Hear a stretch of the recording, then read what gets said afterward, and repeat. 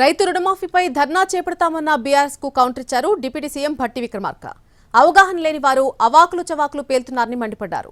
2 లక్షల రూపాయల పైబడిన వారికి కూడా రుణమాఫీ చేయాలని ఏ ముఖం పెట్టుకుని సవాల్ చేస్తున్నారని కేటీఆర్ హరీష్ రావుపై ఫైర్ అయ్యారు. 2 లక్షల పైబడి ఉన్నటువంటి వాళ్ళకి రావట్లేదు కాబట్టి వాళ్ళకు కూడా ఇవాళ ధర్నా చేస్తాం, మేము రోడ్డు మీదకి వస్తామని కేటీఆర్ హరీష్ రావు అంటున్నాడు. నువ్వెవరు చేయటానికి?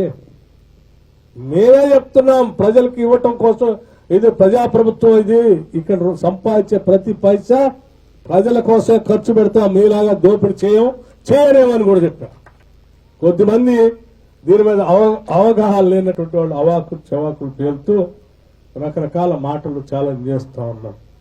కానీ నువ్వు 1 లక్ష రూపాయల రుణమాఫీ 10 సంవత్సరాలు చేయనటువంటి మీరు అసలు మీకు ఎక్కడ మోరల్ లైట్ ఉంది? మీరు ఏ ముఖం పెట్టుకొని బయటకు వచ్చి 2 లక్షల రుణమాఫీ కాలేదని రోడ్డు మీదకి వచ్చి మాట్లాడుతూ సిగ్గు ఎగ్గు ఉందా అసలు వీళ్ళిద్దరికి?